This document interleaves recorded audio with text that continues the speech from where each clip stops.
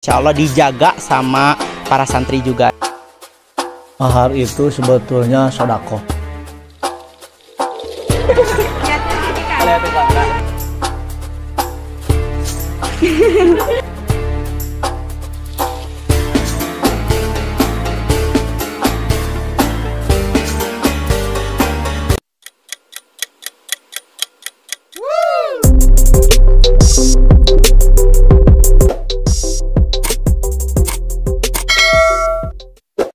Assalamualaikum warahmatullahi wabarakatuh.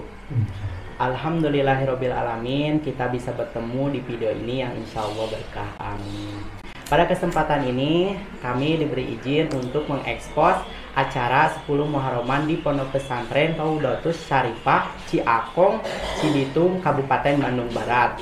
Nah, kita masih belum tahu persisnya acara tersebut seperti apa. Insya Allah akan langsung dijelaskan oleh Bapak Kiai selaku pimpinan Pondok Pesantren. Warahmatullahi wabarakatuh. Alhamdulillah wassalatu wassalamu ala Rasulillah wa ala alihi wa sahbihi wa mawala wa la haula wa la quwata illa billah. Amma ba'du. Saya atas nama pimpinan Pondok Pesantren Raudatus Syarifah Kampung Ciakong, Desa Cibitung, Kecamatan Rongga, Kabupaten Bandung Barat, Jawa Barat, mengucapkan terima kasih pada Bapak dan Ibu yang telah sudi kiranya datang ke rumah kami, ke pesantren kami untuk mengekspos acara 10 Muharram. Alhamdulillah, acara kegiatan pengisian dan ijazah Asrorul Lisan 10 Muharram itu sudah berjalan di pondok kami dari mulai tahun 2015 yang alhamdulillah diikuti pesertanya naik-naik setiap tahun. Tahun 2015 jumlah pesertanya hanya 20 orang, terus 2016 terus naik-naik hingga kemarin sampai 1.500 sampai hari H, dan alhamdulillah sekarang yang sudah daftar ada 1.000, tapi insya Allah sampai 2.000 sampai tanggal 10, karena kebanyakan yang daftar itu mendadak. Sedikit kita harus tahu tentang tujuannya ijazah 10 Muharram, mengingat bersandar ke hadis Rasul, innalil bayan la sihron, dengan perkataan yang fasih, dengan perkataan yang jelas, itu akan ada daya tarik. Mengingat pentingnya fasihat lisan buat seluruh elemen, terutama bagi para alimil ulama, para ustad, para asatizah, para ajengan, para santriyin wa santriat, para siswa siswi di universitas, para guru-guru sekolah, para dosen, juga para pejabat yang selalu bersentuhan dengan masyarakat atau dengan murid, menyampaikan materi atau menjadi narasumber, maka itu menjadi modal dasarnya harus jelas perkataannya. Kalau tidak jelas itu tidak akan menjadi ajakan, akan sebaliknya ajakan pun menjadi ejekan gitu. Jadi, makanya kami sebagai pemimpin pondok pesantren ini mengadakan acara ijazah sekaligus pengisian untuk lancar bicara dengan media lidah kurban, baik menggunakan media kambing, lidah kambing ataupun domba ataupun sapi ataupun munding sama gitu. Itu tujuannya. Kemudian di 10 Muharram itu ada ijazah pakai jantung domba jantan. Itu khasiatnya supaya para kiai, para santri, para siswa tidak grogi dikala kita berbicara berhadapan dengan kaum-kaum yang banyak, dengan masyarakat banyak, dengan siswa yang banyak. Kan kadang-kadang walaupun penuh ilmu, walaupun sudah matang, walau sudah dipersiapkan sendirian, ketika berhadapan disenuhkan ke umum, ke publik, maka dengan sebabnya grogi, mental itu habis. Kalau orang sudah mental habis, maka perkataan yang tadinya 100 kata jadinya 10 kata. Dan kadang-kala kita mau ngobrol B jadinya A, kita mau ngobrolnya ke utara jadinya ke timur, gitulah. Itu akibat dari grogi. Makanya kami mengadakan ijazah anti grogi dengan media jantung. Juga nanti ada ijazah pengisian sorban pakai media sorban dan kelapa degan. Itu supaya kita itu berwibawa di depan umum. Tidak sedikit orang yang ngobrolnya lancar, pertela, pertengtang, rapi, rame juga. Tapi karena faktor orang si narasumber itu, penceramah itu disepelekan, makanya ajakannya pun sama akan menjadi ejekan. Tidak sedikit penceramah ngobrolnya sederhana, tidak berlebihan, bahasa intelektualnya pun tak ada, hadisnya pun sedikit, humornya cuma sederhana. Tapi dengan faktor ada wibawa, orang itu jangankan mendengarkan perkataannya, baru melihat wajahnya, baru melihat pakaiannya pun sudah segan. Apapun yang dikatakannya itu akan menjadi ajakan juga gitu. Tapi sebaliknya, walaupun hebat ilmunya, ramai pembicaraannya, kalau di mata yang mendengarkan itu disepelekan, ajakan pun akan menjadi ejekan juga. Sedangkan tujuannya berdakwah, tujuannya mengajar itu untuk memberikan ilmu, untuk memberikan ilmu. Karena ada hadis Nabi dalam kitab Ihya, alaikum bimujalasatil ulama wastima'i kalamil hukama fa innallaha yunawwirul qalbal mayyita binuri hikmati kama yuhil ardal mayyita bimail matar. Silahkan Anda bergabung, silahkan Anda berkumpulan dengan orang-orang ahli ilmu, dengan hukama atibaul qulub, dokter-dokternya hati. Fa innallaha yunawwirul qalbal mayyita binuri hikmat. Allah akan menyetrum, menghidupkan, mengembalikan tumbuh hatinya orang yang sudah mati dengan cahayanya ilmu. Artinya dengan mendengarkan perkataan seorang ulama yang ceramah, dengan mendengarkan perkataan dosen yang lagi mengajar, dengan mendengarkan kiai-kiai yang lagi memberikan nasihat, orang yang kegelapan hatinya akan menjadi terang. Orang yang lagi bingung pun akan menjadi gembira. Orang yang lagi kehilangan perjalanan pun akan terlihat seluruh perjalanannya. Nah, seperti itulah. Makanya seorang narasumber, seorang penceramah itu harus mempunyai basic. Satu, harus lisannya itu fasihat supaya tepat didengarkannya enak. Yang kedua, mentalnya pun harus kuat. Jangan sampai salah kata. Mau bilang taufik jadi taipok, itu kan kesalahan itu, fatal. Yang ketiga harus disenangi lah. Harus disenangi, dicintai, disegani oleh seluruh yang mendengarkan, supaya perkataan yang kita lemparkan itu diterima dengan baik, akan dijadikan ilmu manfaat. Adapun cara-caranya, insya Allah prakteknya tanggal 10 bulan Muharram, bertepatan sekarang hari Senin, itu dari mulai pagi harus sudah berdatangan para peserta-peserta, langsung mengambil jantung-jantung, lidah-lidah yang sudah diwirid. Kami kan sudah beres mewirid kemarin sama anak-anak santri, semuanya ribuan wirid yang sudah diisikan ke jantung dan lidah. Nanti karena kan waktu daftar itu ada nama, ada BIN-nya juga. Nanti ada nomor daftar. Nanti tanggal 10 Muharram hari Senin itu dari mulai pagi hingga maghrib berdatangan semuanya para peserta mengambil nomor antrian, nomor urutan, sekaligus mengambil barang dan jantung yang nanti diisi lagi barengan serta diijazahkan dan pengisian di tanggal malam 11-nya, malam Selasanya. Itu acaranya sampai selesai.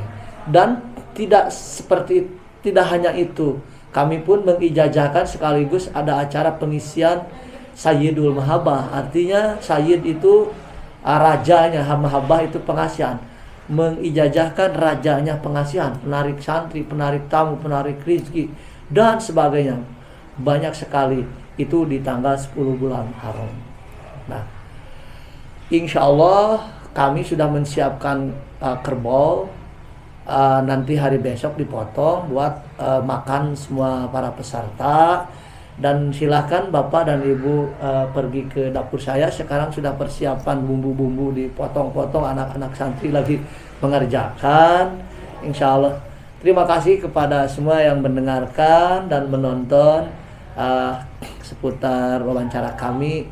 Semoga kita disehatkan semua, panjang umur, kita mendapatkan rahmat Allah dan segala maksud kita dilancarkan dan disampaikan dikabul Allah Subhanahu wa taala.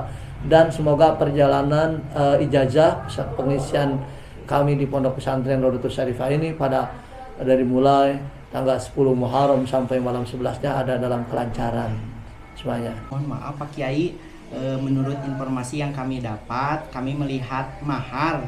Dan mahar itu seperti apa dan berupa apa kegunaannya Pak Kiai? Mohon maaf gitu. Ya. Itu mahar itu sebetulnya sodakoh. Karena ada hadis Nabi, as-sodaqatu tadfa'ul wala. Sodakoh itu akan menolak seluruh balai dunia dan balai akhirat. Sodakoh tutawil umroh. Sodakoh itu akan memanjangkan umur. Atau hasilul maqasida, sedekah itu akan menghasilkan seluruh maksud-maksud kita. Makanya diadakan sedekah mahar. Adapun dasarnya kenapa ditentukan apa itu bisa atau enggak gitu. Oh itu bisa. Apa ada dasarnya? Ada. Karena dalam kitab ilmu mantik, dalam kitab Samsiah, dinuna mabniun ala nukula ala munasabatil ukul, agama di atas landasan dalil nakli, bukan di atas landasan akal goriji. Makanya dalam kitab Fathul Bari jilid 12 syarah kitab Bukhari, ketika seorang sahabat menamu ke satu kampung, kebetulan sahabat itu gak ada yang, saya itu namanya lupa, tidak ada yang memberi makan, tak ada yang memberi makanan, tak ada yang memberi minum. Akhirnya sahabat itu hampir lapar. Kebetulan di kampung itu ada orang sakit. Si keluarga yang sakit itu datanglah ke sahabat itu. Wahai sahabat Nabi, bisakah engkau mengobati saudara saya yang lagi sakit? Sahabat itu menjawab, boleh, tapi ada syaratnya. Kamu itu harus berjanji akan memberikan 1 domba. Makanya si keluarga yang punya yang sakit itu menyetujui. Oke, katanya. Gancang cerita, singkat cerita, diobatin, setelah diobatin, lalu dikasih kambing, domba itu. Terus pulang. Setelah pulang itu, maka mengadu ke Rasul. Ya Rasulullah, saya ini di satu kampung begitu ceritanya seperti tadi. Saya sempat minta domba buat ujrohnya. Gitu. Gimana kata sahabat itu? Wahai Rasulullah, apakah itu boleh kami akan mengobati orang minta buruhan seperti itu atau tak boleh? Tabas sama bersenyum Rasul itu, tak melarang dan tak membolehkan, hanya satu kata yang dilemparkan Rasul, bagi-bagilah dengan kami rizkinya. Itu menandakan bahwa boleh, artinya boleh. Makanya bisa dimasukkan sodakoh. Yang kedua bisa juga disebut ujroh. Dan kebetulan kami waktu ijazah, waktu dulu pakai mahar juga. Semoga yang mengeluarkan mahar diniat sodakoh, kifarat dosa, semoga menjadi sebab, menjadikan wasail, menjadikan jembatan, dihasilkan seluruh maksudnya dan sampai seluruh cita-citanya. Gitu. Itulah jawabannya. Mohon maaf Pak Kiai, tadi kami mendengar ada peserta paling jauh. Kira-kira itu pesertanya dari mana? Dan kalau semisalnya pesertanya mengikuti acara itu disediakan tempat istirahat atau bagaimana Pak Kiai? Ya. Itu yang kami lihat di buku daftar. Peserta diantaranya seluruh provinsi Jawa Barat masuk, perwakilan dari seluruh kabupaten, dari mulai Cirebon, Indramayu, Kuningan, Majalengka, Ciamis, Banjar, Kota Banjar, Tasikmalaya, Kota Tasik, Pangandaran, hingga Sumedang, Subang, Purwakarta, Karawang, Garut, Bandung Timur, Kota Madya Bandung, Cimahi, Kota Cimahi, Bandung Barat, Cianjur, Bogor Kota, Kabupaten Bogor, Kota Sukabumi, Kabupaten Sukabumi, Bekasi, DKI Jakarta, itu masuk seluruh Provinsi Jawa Barat. Kedua, Provinsi Jawa Tengah. Yang ketiga, Provinsi Jawa Timur. Yang keempat, dari Kalimantan Barat, Kalimantan. Yang kelima, Bangka Belitung. Yang keenam, Provinsi Banten. Yang ketujuh, Provinsi Lampung. Yang kedelapan, Provinsi Medan. Itulah baru masuk 8 provinsi yang masuk ke jadi peserta Asrul Lisan 10 Muharram 2022. Bagi seluruh peserta yang hadir sebelum waktunya, kami sudah mempersiapkan tempat untuk tidurnya insya Allah di asrama pesantren putra kami. Kalaupun tak mampu, kalaupun tak mencukupi, kami persiapkan 40 rumah masyarakat, semuanya standby dan tak keberatan, sungguh menantikan untuk dipakai istirahat para peserta dari sebelumnya ataupun sesudah acara, tapi sebelum pulang pun siap disiapkan fasilitas buat istirahatnya gitu insya Allah. Alhamdulillahirobbilalamin. Pak Kiai, terima kasih banyak atas informasinya. Maaf jadi merepotkan. Oh enggak, kami pun sama mengucapkan terima kasih kepada Bapak dan Ibu yang telah mewawancarai kami. Semoga ada manfaatnya dan ada hikmatnya. Dan kepada seluruh peserta atau calon peserta, mudah-mudahan semuanya pada sehat, pada datang pada waktunya gitu. Alhamdulillahirobbilalamin. Sekarang kita sudah diberi izin untuk menanya-nanyain tentang santrinya bagaimana. Nah, kita sekarang di samping saya sudah ada salah satu atau berdua santri yang akan kita ajak wawancara. Dengan AA siapa ini? Saya dengan, kalau nama asli saya Fajar Deni, kalau di sini saya sering dipanggil Mangjai gitu sama santri di sini. Kalau AA ini dengan AA siapa? Dengan nama Muhammad Saiful Mukti, kalau di sini disebut Anom ya. Anom, Anom kalau bisa. yang Anom bisa gitu. Kalau 10 Muharram ini sebutnya Ustadz Ustadz Lidah. Ustadz Gadungan. Kalau AA udah berapa tahun di sini pesantren nyantrinya? Saya di sini kurang lebih 3 tahun. 3 tahun. 3 tahun, saya 2020 lah di sini.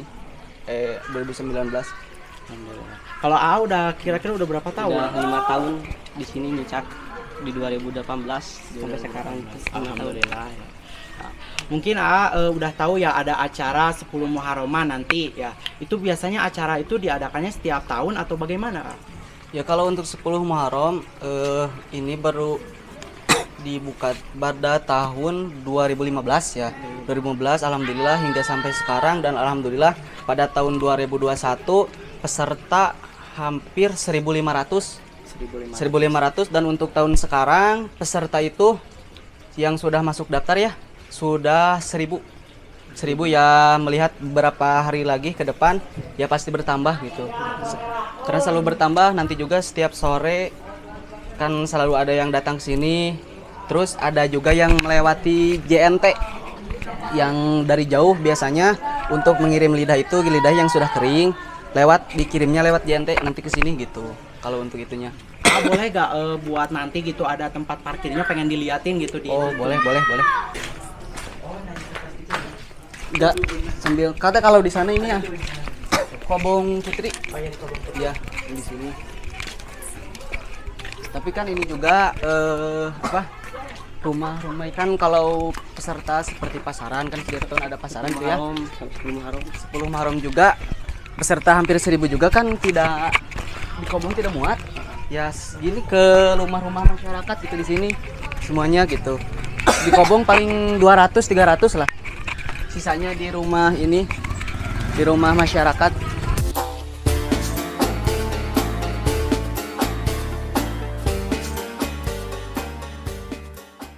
Alhamdulillah para sobat, insya Allah ini nantinya di pinggir saya akan ditempatkan untuk tempat parkir. Nah di sini buat para sobat yang ingin mengikuti acara 10 Muharraman, insya Allah tempat parkirnya di sini, insya Allah dijaga sama para santri juga ya, dengan aman.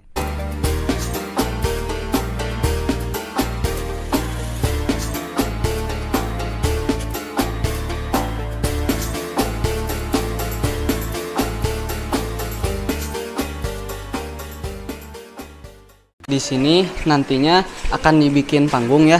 Kalau tempat untuk yang akan mengijazahkan, kalau untuk peserta ijazah, untuk yang wanita di sini di Madro, kalau nggak di Madro di rumah Umi, sisanya di masjid ya, kalau nggak di masjid di halaman Akang.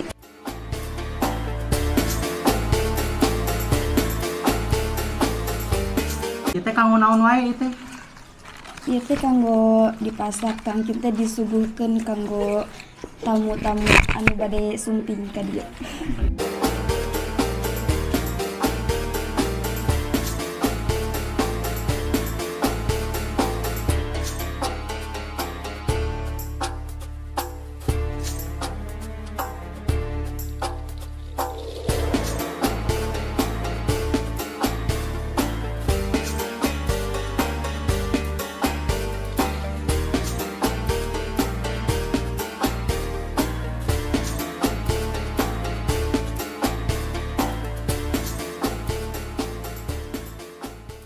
Alhamdulillahirabbil alamin. Mungkin cukup sekian di video kali ini. Kurang lebihnya mohon maaf. Jangan lupa subscribe, like, komen, dan share sebanyak mungkin. Saya Perja Marpel, pamit undur diri. Wassalamualaikum warahmatullahi wabarakatuh.